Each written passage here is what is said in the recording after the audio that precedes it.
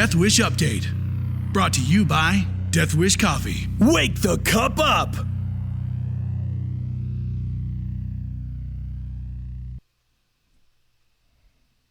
And hi everybody. Happy Wednesday. Welcome to another edition of Fueled by Death Show live from home. And I hope you guys are all doing well, doing safe, healthy, caffeinated, the whole nine. Hopefully you guys can see and hear me all right. Hello to everybody we're multi-streaming again.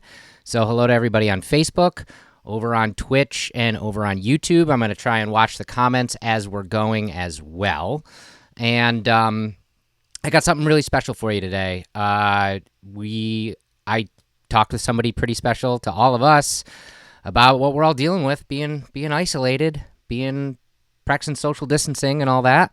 But before we get to that, I do want to mention that it's business as usual here at the Fueled by Death Show and at Death Wish Coffee. So you know what that means.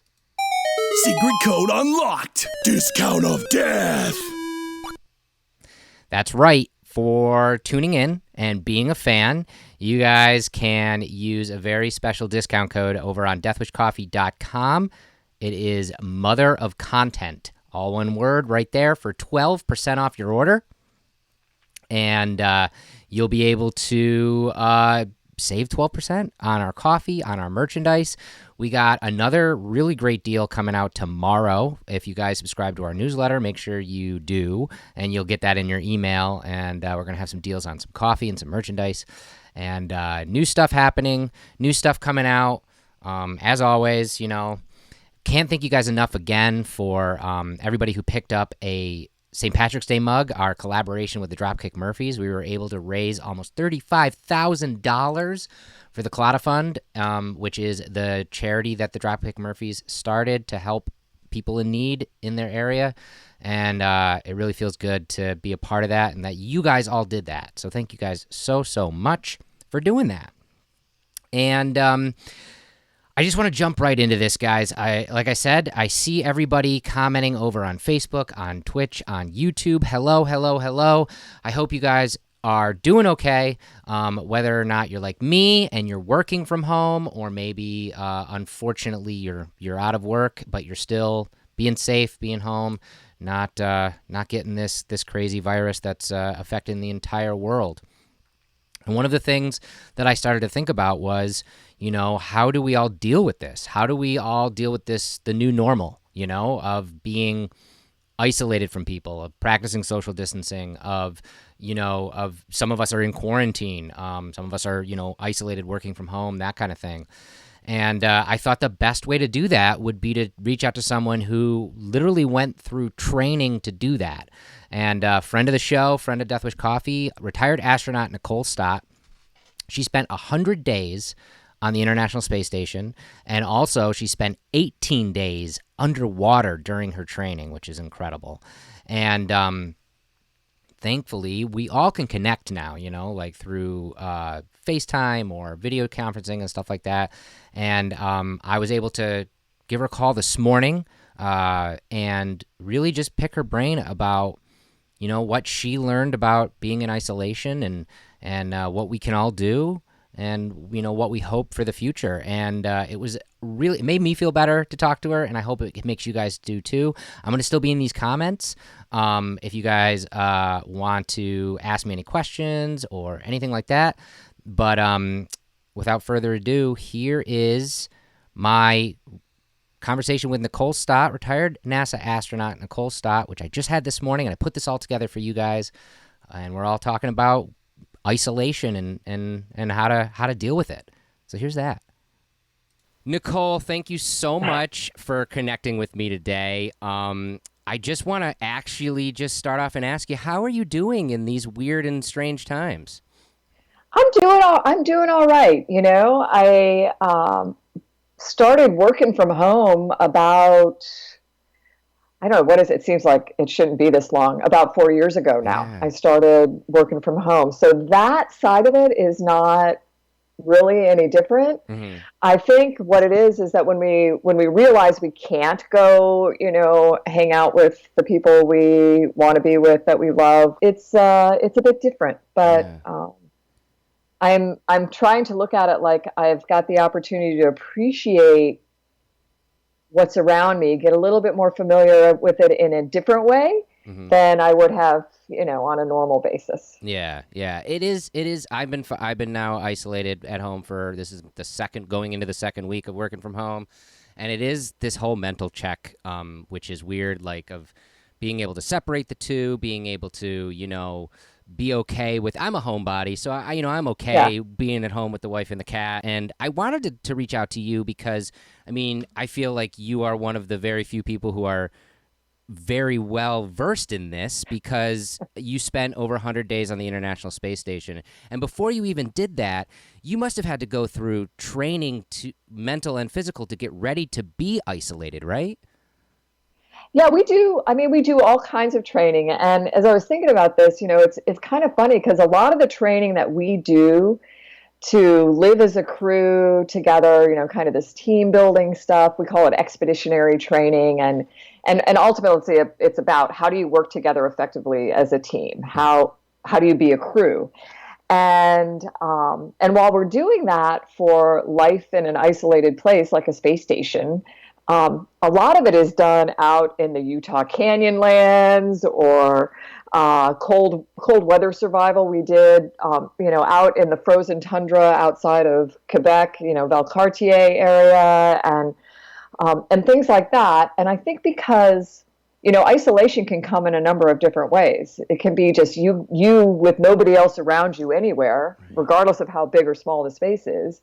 Or it could be a case like this where I'm in my house and I can't go anywhere, or on a space station and I can't just hop outside if I want to.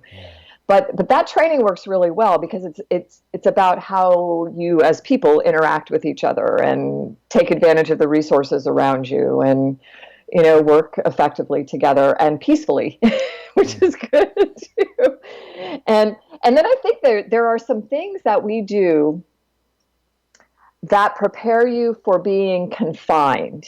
And I say that, and it might come more across like prepare you to understand if you're claustrophobic or not, And those are things like, working underwater in the Aquarius habitat, which is about the size of a school bus. And I did that on a mission that was 18 days long. And you learn very quickly how much you can take advantage or not of a space like that. Wow. Yeah. Yeah. And that was, honestly, that was the closest to what it was like to live and work in space, both from here's the relative size of one of the habitats of a space station to really and truly being located in an extreme environment where you can't just swim out the door safely without special equipment. You can't just swim to the surface without hurting yourself because you're saturated with nitrogen. There were so many things about it that just paralleled life in space. Yeah. Talking about Aquarius or even on the space station, was there a moment, I know as an astronaut, you have a lot to do. There's a ton of work to be done. You're scheduled out and stuff like that, even being underwater. Was there ever a moment, either being underwater for 18 days or being on the space station for 100 days in the beginning where it kind of hit you, I'm stuck here almost? Well, I think it hits you that, wow, I'm here, which is a little bit hard to get your head wrapped around. But wow, I'm here and I'm floating in a space station. Yeah. Or I'm here and I'm, 60 feet underwater in this, this metal habitat. And I think that's the reality of it more than being stuck there because you've done all this training for all the things we think can go wrong, that we know can go wrong. So I think you feel prepared to deal with that as much as is humanly possible. There's always things that could go wrong, I suppose, that we don't know about or can't manage. But so you feel comfortable that way. I think you're anxious for what it's all going to be like. Mm-hmm. But I think the thing that kind of is in common with both of those places is I had a view on my home on Earth in a totally new way than I'd ever had anywhere else, right? So in space, I've got these beautiful windows that let me look down at Earth. I see this glowing, colorful planet. I get to make this connection with it that I might not have had before from kind of an outer space perspective.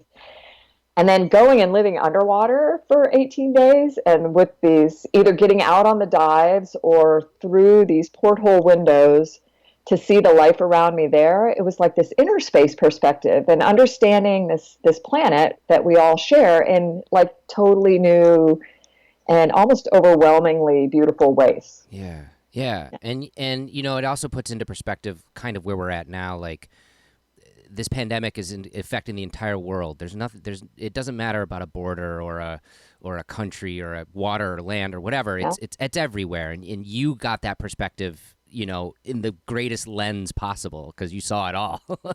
I wanted to ask, because something that I've been having trouble with, and I wanted to ask you, being an astronaut, like I had mentioned before, you have a lot to do on the space station. You have a regimented schedule. You wake up every day. You have a lot of work to do. And I've been working from home now for 2 weeks, and I'm having trouble now distancing myself from work because I have all of my podcasting stuff here. I have, my computer. I have all my, work stuff. It's like, 5 o'clock will roll around and I can keep doing stuff. And I'll even, I'll sign off and it'll be like 9 p.m. and I'll be like, oh yeah, I can send this email or I can do this. How on the space station did you deal with that? How did you deal with schedule? and I struggle with that at home too. I'm trying to get better at it, to kind of at least section my day off into and start with, okay, get out of your pajamas. Yeah. It's so easy to just, roll from the bed, grab one of these. Mm-hmm. Yep. Sit down here and still have, the comfy pajamas on. And I think that's a key. That's something we did on the space station was there were these, it didn't tell you get out of your pajamas, but you knew you were going to be on camera most of the day. So, you probably would anyway. But even if you were just putting on the clothes that you were going to go work out in or, the one pair of pants you have for the 3 months, you do it because I think, psychologically, it kind of sets you off on, okay, here's the start of my work day or my day, and I'm going to go. But in that regimented schedule that we have on the space station, it understands, hey, I've got to give these, just because we're human beings too, I've got to give these people time to eat, and I've got to give them time to exercise or they won't have bones when they come home. And I've got to give them time to communicate with their families and friends. And so those things are built into the schedule as well, and sleep and meals. All of it is compensated for. But I think what we struggle with at home, or at least I did, like you were talking about, is there's nobody doing that for us, right? And we have to, and I think we all get to the point. I'm sensing that you've gotten to the point where you're like, oh my gosh, I need to figure out a way to section off these parts of my day, and from a self-care standpoint, I need to recognize that it's important for me to get my butt out of this this comfy chair and work in the yard or walk my dogs or exercise in some way or spend time with my family. And I'm finding I have to kind of do that by saying, okay, it's mealtime. It's important. I think we can very easily get into this in what I would say unhealthy way of just burying ourselves and not looking at what else is going on around us. Yeah, that's great advice. And you mentioned too, like one thing that we can do here, stuck in isolation or in quarantine, get outside, walk your dog, work in the yard, that kind of thing. You didn't have that luxury on the space station. Was it harder? You did get to do a spacewalk while you were up there, so you did at least get to get out and move around for a couple hours. But was that harder mentally at all, knowing that you literally in that space for 100 days? I think there are different things that you compensate with, right? Mm-hmm. So the view out the window. Yeah. Let me just tell you, you could get your face in front of that window and a whole orbit, 90 minutes could go by and you don't even realize it because you are so just sucked into that vortex of gorgeousness, below you. And and then, I mean, I brought up a watercolor kit with me to paint. There's my friends had musical instruments, and one of my friends, when she was up there, quilted. It's kind of like putting the human in human spaceflight by bringing something that you enjoy doing on Earth to space with you, so that you don't occupy that free time by just doing extra tasks that are on the list. Yeah. But that's available to you too if you want to. And we had plant experiments up there, so even throughout the workday, I was able to work on harvesting these little Arabidopsis flowers and these little wheat plants and things that we're using to study how we'll grow food when we're living further off the planet. So that was kind of a connection to nature that you could make through the work we were doing too. And so you would look for those kinds of things throughout the day. And we had great ways to communicate with home. I could call home pretty much any time and speak to my son and my husband and my family and friends if I wanted to. It's a shame we didn't know each other back then. We could have done one of these from space. And then video conferencing we had as well. But I think nothing trumps the window. Yeah, that's true. And their connection now is so much stronger, like the astronauts that are on the space station now with video conferencing and everything. Yeah. And it's great that you had that when you were up there. And I think I read somewhere, were you part of the first tweet while you were in space? We were part of the first tweet up from space. So Mike Massimino can claim the first tweet from space. Absolutely. And but Jeff Williams and I had the chance to do this. NASA does these social events, and they started this thing called Tweet Ups. And so Jeff and I had the opportunity to participate in one of those, and it was really fun. And I was using Twitter. Or tweeting from space. At that point, we didn't have live internet, so so I'd rack up a few items and I'd send them down to Nicole Cloutier, my public affairs person on the ground, and she'd put them out, spread them out over time, where it was appropriate. But now it's great, with social media and active internet, the crew members can share. Real time, share the experiences they're having. And I think NASA understands that that's an important way for the crew members to not just be like for themselves, sharing those experiences, kind of keeping track of them, but also for the public to experience what they are up there. Totally. Yeah. And it's great advice for where we're at now. Like, I know just myself, like working from home, with Death Wish Coffee, we've been doing a lot of video conferencing. I've been doing a lot more like FaceTime and like, checking in with friends and family. And that's been a big solace, is knowing that I can be connected to people, even being isolated. And I'm sure that was the same thing being miles up in space as well. Yeah. It's kind of cool. Here we are, we were in space. I thought about it like, okay, this is the farthest I'll be from Earth, from home, as probably ever. I'm hopeful to go back, but I probably have to become independently wealthy for that. But anyway, but separated that way, and yet feeling more connected. Really understanding this connection that we all have to each other, right? This idea of interconnectivity. And we're in this place right now where we're relying on this kind of thing more, and we should. I mean, we should use it, take advantage of it.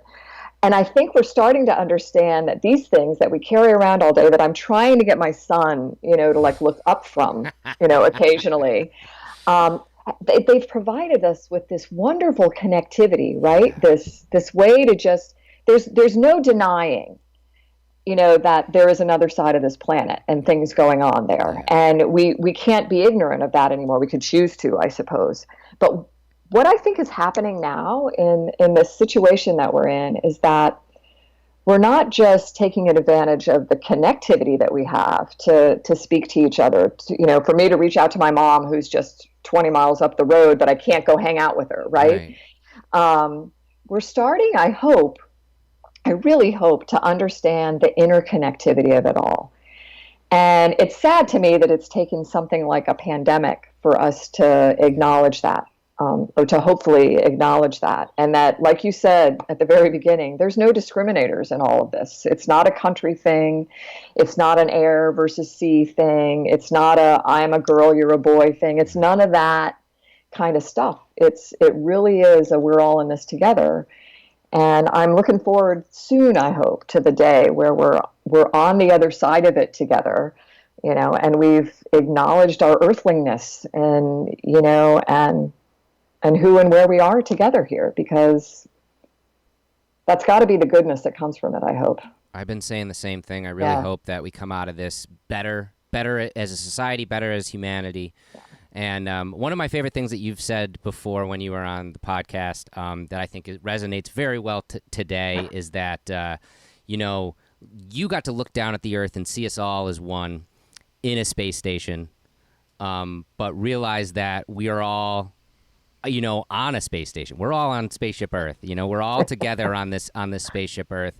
And I think now that we're all not only on the Earth and all together as humanity, but all isolated and quarantined at home, we're all a little bit of an astronaut now. We are, and we've always been. Isn't it funny? We've always been. I think now we have to choose to be crew members, not just passengers, right? We've got to take on this role as crew and really understand. Right now, our job is to stay home, to to socially distance, whatever words we want to use. But it really, it's not just what somebody is telling us to do. I mean, it is absolutely, imperatively our responsibility to ourselves, to the people we love, and to everyone else around us to do that. And I mean, there were things on the space station when we live up there, that the ground is telling us we need to do that we're like, I don't really want to do that right now. I want to look out the window, but realizing that, oh my gosh, those things that's what's keeping my air clean. That's what's allowing me to have clean drinking water. All of those, that's what's keeping my metal hull that separates me from the deadly vacuum of space. The integrity in that. And that's the same kinds of things we need to be doing down here on Spaceship Earth. And this is not a new concept. But I hope that we all take on this role as crew members and realize that we're not just passengers here. We've got to be part of it. Yeah. Oh, that's great. It's so inspiring. And, I honestly feel better talking to you about this. Because I know we're all we're all in this together. We're all dealing with this, in our own ways, but we all are crew members on Spaceship Earth, and we're going to get through it. We're going to get through the other side, and hopefully we're going to be better for it.